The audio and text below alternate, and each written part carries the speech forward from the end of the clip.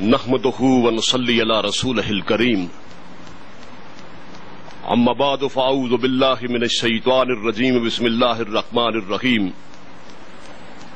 ما كان محمد أبا أحد من رجالكم ولكن رسول الله وخاتم النبيين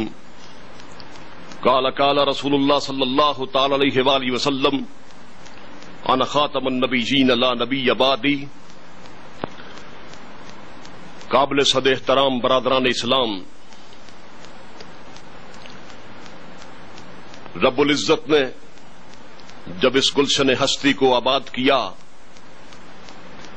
تو پھر اس کے حسن میں نکھار پیدا کرنے کے لیے، اس کے حسن کو چار چاند لگانے کے لیے انسانوں کو اس دنیا میں بسایا. جہاں انسانوں کو اس دنیا میں بسایا، اس ساتھ ساتھ انسانوں کی رشد و ہدایت کے لیے، انسانوں کی فلاح و بہبود کے لیے مختلف مقامات پر، مختلف ادوار میں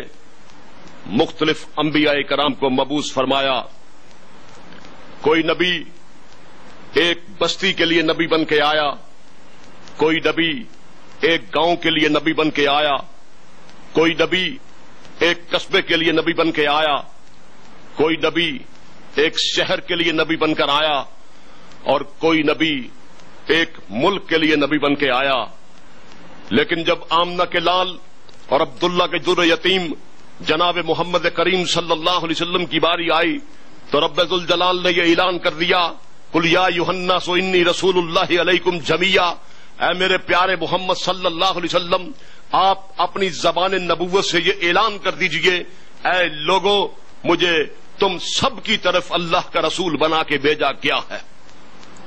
پہلے جتنے بھی نبی آئے ان کے دور بھی محدود تھے، وقت بھی محدود تھا، امت بھی محدود تھی، جگہ بھی محدود تھی. لیکن سرور کونین صلی اللہ علیہ وسلم آئے تو پوری کائنات کے لیے آئے، ہمیشہ ہمیشہ کے لیے آئے اور سب کے لیے آئے.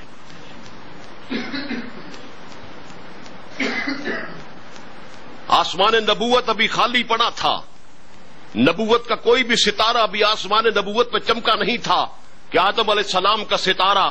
آسمان نبوت پہ چمکتا ہے، طلوع ہوتا ہے. پھر کہیں شیش علیہ السلام کی نبوت کا ستارہ چمکتا ہے، کہیں نوح علیہ السلام کی نبوت کا ستارہ چمکتا ہے، کہیں یعقوب علیہ السلام کی نبوت کا ستارہ چمکتا ہے، کہیں یوسف علیہ السلام کی نبوت کا ستارہ چمکتا ہے، کہیں دانیال علیہ السلام کی نبوت کا ستارہ چمکتا ہے، کہیں یعقوب علیہ السلام کی نبوت کا ستارہ چمکتا ہے، کہیں یوسف علیہ السلام کی نبوت کا ستارہ چمکتا ہے، کہیں موسیٰ علیہ السلام کی نبوت کا ستارہ چمکتا ہے، اور کہیں عیسیٰ علیہ السلام کی نبوت کا ستارہ چمکتا ہے. لیکن ان تمام ستاروں کے چمکنے کے باوجود، ان تمام ستاروں کے دھمکنے کے باوجود، ان تمام ستاروں کے روشنیاں بکھیرنے اور ضیاپاشیاں کرنے کے باوجود اس کائنات سے ظلمت دور نہ ہو سکی، اس کائنات سے اندھیرا ہٹ نہ سکا کہ آخر آفران کی چوٹیوں سے وہ آفتاب ہدایت طلوع ہوتا ہے، جس کے طلوع ہونے سے اس پوری کائنات کے اندر روشنی پھیل جاتی ہے. اور وہ آفتاب نبوت یہ اعلان کر دیتا ہے، اے لوگوں، اب میرے ہوتے ہوئے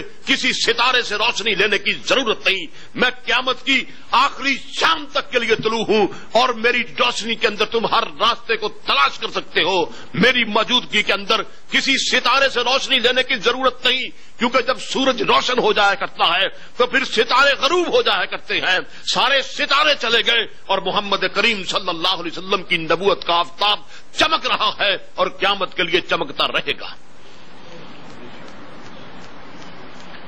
اسی بات کو صوفیہ کے امام حضرت جنید بغدادی رحمت اللہ علیہ نے یوں رقم کیا کہ بعثت محمدی سے پہلے اللہ تک پہنچنے کے بہت سے راستے تھے، بہت سے دروازے تھے. یہ آدم کا دروازہ ہے، اس سے داخل ہو جاؤ، رب کو پالو گے. یہ نوح کا دروازہ ہے، اس سے داخل ہو جاؤ، اللہ مل جائے گا. یہ موسیٰ کا دروازہ ہے، اس سے داخل ہو جاؤ، رب کا قرب مل جائے گا. یہ عیسیٰ کا دروازہ ہے، اس سے داخل ہو جاؤ، اللہ مل جائے گا. لیکن جب بعثت نبوت محمدی ہو گئی تو اللہ پاک نے نبوت کے یہ سارے چھوٹے چھوٹے دروازے بند کر دیے اور نبوت محمدی کا مین گیٹ کھول دیا. اور اعلان کر دیا اب جو بھی مجھ تک پہنچنا چاہتا ہے، جو بھی مجھ کو پانا چاہتا ہے، جو بھی میرا قرب چاہتا ہے، اسے میرے پیارے محمد صلی اللہ علیہ وسلم کی ختم نبوت کی چوکھٹ کو چوم کر مجھ تک پہنچنا ہوگا۔ کلمے پہلے بدلتے رہے وقت کے ساتھ ساتھ، لیکن لا الہ الا اللہ محمد الرسول اللہ صلی اللہ علیہ وسلم پہ آ کے کلمہ رک گیا اور قیامت تک کے لیے اس کو جاری کر دیا گیا، اور یہ شرط لگا دی گئی کہ اب لا الہ اس کا قبول ہوگا جو ساتھ محمد الرسول اللہ بھی کہے گا۔ اللہ نے اعلان کر دیا کہ اب الوہیت میری ہے اور نبوت اور رسالت محمد الرسول اللہ کی ہے۔ جس ذرے کا رب ہوں میرے محمد کریم صلی اللہ علیہ وسلم اس ذرے کے نبی اور رسول ہیں۔ میرے دوستو، اللہ پاک نے حضور الصلاۃ والسلام پہ نبوت ختم کر دی، تکمیل کر دی، اور یہ اعلان کر دیا الیوم اکملت لکم دینکم واتممت علیکم نعمتی ورضیت لکم الاسلام دینا۔ وہ نبوت جو آدم علیہ السلام سے چلی تھی وہ جناب محمد کریم صلی اللہ علیہ وسلم پہ آ کے ختم ہو گئی، اپنی تکمیل کو پہنچ گئی، اور وہ دین جو آدم علیہ السلام سے چلا تھا وہ بھی رحمت للعالمین صلی اللہ علیہ وسلم کی ذات اقدس پہ آ کے اپنی تکمیل کو پہنچ گیا۔ دین بھی مکمل ہو گیا، نبوت بھی مکمل ہو گئی۔ اب اللہ نے وہ رسول بھیج دیا جس کے بھیجنے کے بعد کسی اور رسول کی ضرورت نہ رہی، وہ کتاب بھیج دی جس کے بعد کسی اور کتاب کی ضرورت نہ رہی، وہ دین بھیج دیا جس کے بعد کسی اور دین کی ضرورت نہ رہی، وہ شریعت عطا کر دی جس کے بعد کسی اور شریعت کی ضرورت نہ رہی۔ لیکن انبیاء کی شان کو دیکھ کر، انبیاء کی عزت کو دیکھ کر، انبیاء کی قدر و منزلت کو دیکھ کر بہت سے بدبختوں، بہت سے ذلیلوں، بہت سے ذلیلوں اور بہت سے ملونوں کے دل میں نبوت کا شوق چرایا۔ امت مسلمہ میں سب سے پہلے جس بدبخت نے جھوٹی نبوت کا پھاٹک کھولا اس کا نام اسود انسی ہے۔ پھر مسلمہ کذاب آیا، پھر ان کا سلسلہ چلتا رہا حتیٰ کہ وہ وقت آ گیا کہ جب غلام ہندوستان پر انگریز مکمل طور پہ قابض ہو چکا تھا، مسلمانوں سے ان کی تہذیب و تمدن کو چھین لیا گیا تھا، قرآن پاک کے کروڑ نسخے سمندروں میں ڈبو دیے گئے تھے، دین اسلام کو مٹایا جا رہا تھا، علماء کو پھانسیوں پہ چڑھایا جا رہا تھا، حریت پسند زندانوں کے اندر بند تھے، غرض کے ایک مومن کی زندگی اجیرن کر دی گئی تھی۔ لیکن عیسائی مشنریاں ہندوستان کے اندر بچڑوں کی طرح پھیل چکی تھیں اور انہیں حکم دیا گیا تھا کہ یہ قوم ہماری غلام ہے اور اس غلام قوم سے دین محمد چھین کر ان کو عیسائی بنایا جائے۔ یہ کڑے حالات تھے۔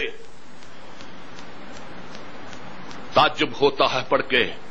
کہ علماء حق کو سور کی کھالوں میں سی کر ان کو جلا دیا جاتا تھا، الٹا لٹکا کے نیچے آگ کے علاوہ روشن کر کے ان کی چربی پگھلنے کا دلدوز منظر دیکھ کر رقص کیا جاتا تھا، مجاہدوں کو چونے کی بھٹیوں کے اندر ڈال کر انہیں ڈبو دیا جاتا تھا، جسم گل سڑ جاتا تھا۔ لیکن ان تمام سختیوں کے باوجود، ان تمام چیرہ دستیوں کے باوجود جب بھی کوئی مرد کلندر نعرہ جہاد بلند کرتا تو مجاہدین میدان کارزار میں کود پڑتے اور جرأت و شجاعت کے نئے رخشندہ باب رقم کر جاتے۔ کتنی سختیاں ہوئیں اور اس دین کو ختم کرنے کے لیے کیا کیا کیا گیا۔ ایک مثال کو بیان کر کے آگے بڑھتا ہوں کہ ایک مجاہد کو گرفتار کیا جاتا ہے، اس سے پوچھا جاتا ہے کہ بتا تیرے ساتھی کہاں ہے،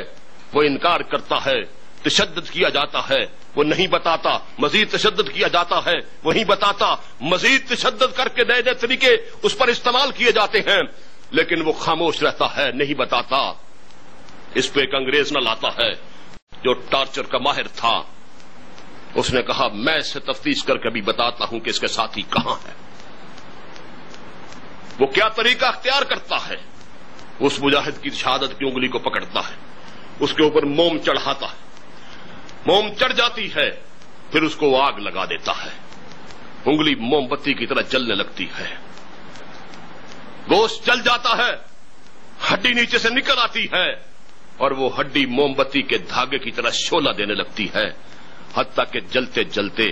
اس کی پوری انگلی جل جاتی ہے، ختم ہو جاتی ہے، لیکن وہ ڈٹ کے سامنے بیٹھا ہوا ہے۔ جب انگلی جل گئی، آگ بجھ گئی، تو وہ مجاہد اس انگریز کرنل سے مخاطب ہو کے کہتا ہے کہ تم مجھ پر اس سے زیادہ تشدد نہیں کر سکتے، لیکن رب محمد کی قسم میں تمہیں کبھی نہیں بتاؤں گا کہ میرے ساتھی کہاں ہیں۔ جب انگریز نے یہ منظر دیکھا کہ ایک عالم حق کو پھانسی دی جاتی ہے لیکن اس کی شجاعت سے لاکھوں مجاہدین پیدا ہوتے ہیں، ایک مجاہد کو قتل کیا جاتا ہے، شہید کیا جاتا ہے، تو اس کے جسم سے جتنے خون کے قطرے برآمد ہوتے ہیں اتنے ہی مجاہدین نئے آ جاتے ہیں۔ انگریز تنگ پڑ گیا، سرپٹا کے رہ گیا کہ میں سارے حربے استعمال کرنے کے باوجود اس قوم کو اپنا غلام نہیں بنا سکا، اس قوم نے میری غلامی کا پٹا اپنے گلے میں نہیں ڈالا۔ آخر اس پہ سوچ پچار ہوتی ہے کہ کس طرح اس قوم کو اپنا دائمی غلام بنایا جائے کہ یہ جانوروں کی طرح ہمارے سامنے اپنی گردن جھکا دے۔ وائسرائے ہند کے کہنے پر انگلینڈ کے اندر ایک بہت بڑی میٹنگ ارینج کی جاتی ہے، اس میں بیوروکریٹس اکٹھے کیے جاتے ہیں، ٹیکنوکریٹس اکٹھے کیے جاتے ہیں، معاشیات کے ماہر اکٹھے کیے جاتے ہیں، نفسیات کے ماہر اکٹھے کیے جاتے ہیں، انسانی ذاتوں کے ماہر اکٹھے کیے جاتے ہیں۔ جب وہ ٹیم ذہانت کے لوگوں کی ذہین لوگوں کی ٹیم اکٹھی ہو جاتی ہے تو ان کے سامنے یہ سوال رکھا جاتا ہے کہ تم نے ہم ریسرچ کر کے ہمیں اس بات کا جواب دینا ہے کہ ہم ہندوستان کے مسلمانوں کو اپنا دائمی غلام کیسے بنا سکتے ہیں۔ سینکڑوں افراد پہ مشتمل 3 دن ان کی میٹنگ جاری رہتی ہے اور 3 دن بعد جو رپورٹ پیش کرتے ہیں وہ یہ تھی کہ اگر تم اس قوم کو اپنا دائمی غلام بنانا چاہتے ہو تو تمہیں 2 کام کرنے ہوں گے۔ ایک پہلا کام یہ کرنا ہوگا کہ ان کے دلوں سے ان کے نبی صلی اللہ علیہ وسلم کا عشق و محبت نکالنا ہوگا۔ دوسرا کام یہ کرنا ہوگا کہ تمہیں جہاد کو حرام قرار دینا ہوگا، اور یہ دونوں کام کرنے کے لیے تمہیں ایک نبی کی ضرورت ہوگی، تمہیں ایک نبی پیدا کرنا ہوگا۔ وہ جھوٹا نبی دعوی نبوت کرے گا اور کہے گا کہ اللہ نے مجھے نبی اور رسول بنا کے بھیجا ہے، پھر وہ کہے گا کہ اللہ نے مجھ پر وحی بھیجی ہے کہ اللہ نے جہاد کو حرام کر دیا ہے۔ جب وہ نبی اور رسول ہونے کا دعویٰ کرے گا تو وہ رسول عربی سے اس امت کو جو محبت ہے وہ محبت اس جھوٹے نبی کی طرف ٹرانسفر ہو جائے گی، منتقل ہو جائے گی۔ حضور کے لیے جتنی محبتیں ہیں وہ جھوٹے نبی کے گرد اکٹھی ہو جائیں گی، اور جب وہ کہے گا کہ مجھ پر وحی آئی ہے، حکم ربی ہے کہ اب جہاد کو حرام کر دیا گیا، تو اس قوم کے دل سے عشق محمد بھی نکل جائے گا اور عشق جہاد بھی نکل جائے گا۔ یہ رپورٹ ہندوستان میں آ گئی۔ پنجاب کے گورنر وائسرائے ہند نے پنجاب کے گورنر سے کہا کہ مجھے جھوٹا نبی پنجاب سے چاہیے۔ وجہ کیا تھی کہ پورے ہندوستان میں پنجاب کے لوگ سب سے زیادہ بہادر غیرت مند لوگ تھے۔ انگریز کو ساری فوج یہیں سے ملتی تھی۔ یہ ہمارے گجرات سے لے کر پنڈی تک کا جو راستہ ہے، جو علاقہ ہے، انگریز کو 80% فوج یہاں سے ملتی تھی۔ زیادہ تحریکیں بھی پنجاب سے اٹھتی تھیں، مجاہدین کا علاقہ بھی زیادہ تر یہی تھا۔ تو پنجاب